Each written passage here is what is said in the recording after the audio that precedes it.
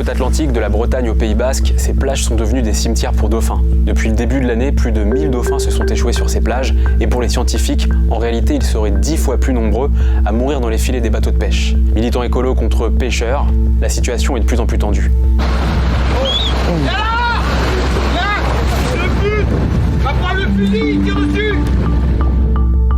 C'est un crève-cœur de pêcher un dauphin. Faut pas s'imaginer qu'on n'en a rien à foutre. On voit tous ces hématomes importants qui sont liés à l'agonie de l'animal en profondeur dans l'engin de pêche.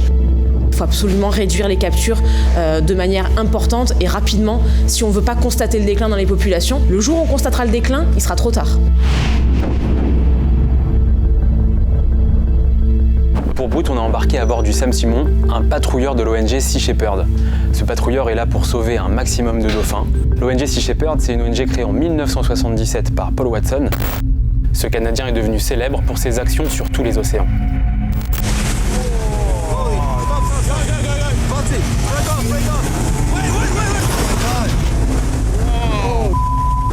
La marque de fabrique de Sea Shepherd, c'est des actions coup de poing contre les pêcheurs.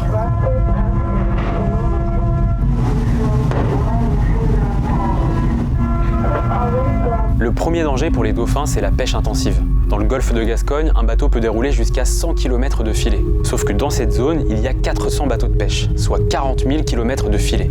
Autant de pièges mortels pour les dauphins. On a embarqué plusieurs jours avec Selim et Thomas pour Sea Shepherd, ils dirigent les opérations. La Rochelle Port Control, La Rochelle Port Control. Good morning, sir. Just wanted to let you know that we are upping our anchor and leaving our anchorage and heading back to sea. Do you have a destination? We'll just be patrolling on the coast. Okay, well, thank you very much for your call. On a plusieurs fileyeurs qui sont dans le coin, donc des gros fileyeurs. Et on a des fortes suspicions, enfin les scientifiques aussi, que c'est le type de filet qui pourrait prendre pas mal de dauphins. Donc on va aller voir la remontée des filets. It's going to be rocking and rolling a little bit when we go back to sea, so make sure that we're back to sea mode. Locking doors, hatches, securing your cabins, not leaving stuff around. That's it.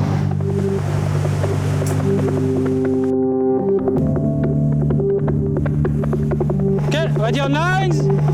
Copy that. Can you please stand by? Okay, wind shot. Slack, Thomas, slack, slack. Yeah. Boom in.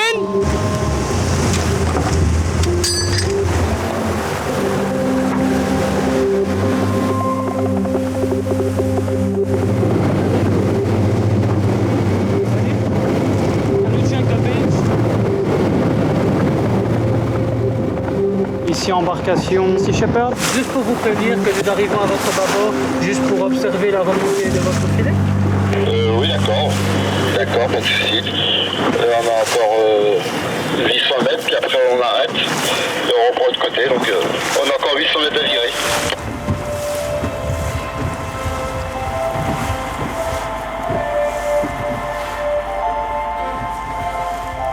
On est là pour observer plusieurs types de pêche parce qu'on est là pour comprendre. Premièrement, pour expliquer les chiffres que les scientifiques donnent. On ne sait pas vraiment lesquels remontent plus de dauphins, donc on est vraiment là pour apprendre un maximum. Là, on voit la bouée qui marque la fin du filet. Go ahead, Viking. They reached the end of the net. Understood. They reached the end and no bycatch. No bycatch.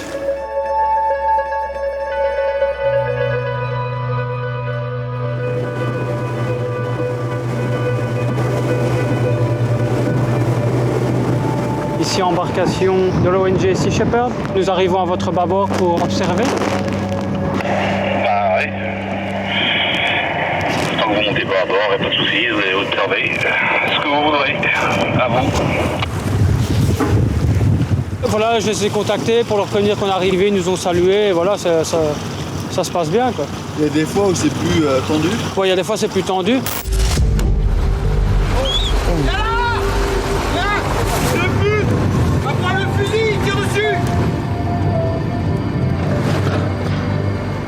On peut pas nier 90% des dauphins échoués sont dus à une prise accidentelle Par la pêche, oui. Oui, c'est un crève-cœur de pêcher un dauphin.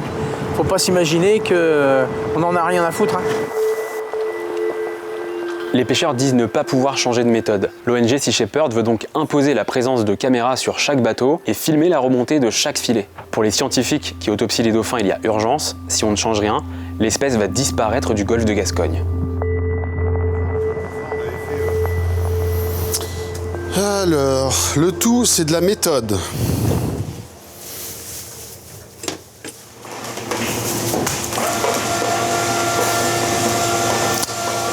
Voilà, là, tu vois les retours quand il glisse à l'envers là dans le chalut.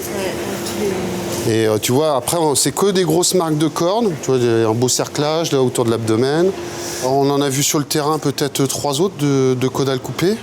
Là, on est dans ce qu'on appelle, nous, un pic d'échouage de multiples, donc avec une mortalité importante et qui est liée notamment à des activités humaines. Donc là, quand même pas mal amoché. Hein. Bon, allez. Pour les passer par-dessus bord, ils utilisent un treuil ou un palan à main. Et donc, ils accrochent l'animal par la caudale, ils le soulèvent pour passer par-dessus le bord du bateau et pour que l'animal en fait, soit remis à l'eau. Et donc, plutôt que de couper le bout, ils coupent la caudale. Les examens qu'on porte, c'est pour essayer de catégoriser l'engin de pêche, ce qui est le plus compliqué. Donc on essaie de relever des indices pour ça. Là, on a des belles traces d'engins de pêche effectivement, qui ont l'air assez épais. Alors on a eu des traces comme ça, là, qui partent en biais. Je pense qu'ils, comme sur l'autre individu qui est là, ouais.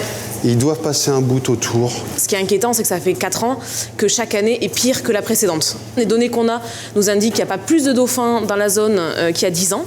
En revanche, on pense qu'ils se sont un peu plus rassemblés près des côtes où il y a le plus de pêche sur certains poissons. Donc on pense que tout ce monde-là mange au même endroit et que du coup, au moment où les engins de pêche passent pour pêcher le poisson, eh bien, il y a des captures de dauphins qui se produisent. Il faut absolument réduire les captures de manière importante et rapidement si on ne veut pas constater le déclin dans les populations. Le jour où on constatera le déclin, il sera trop tard.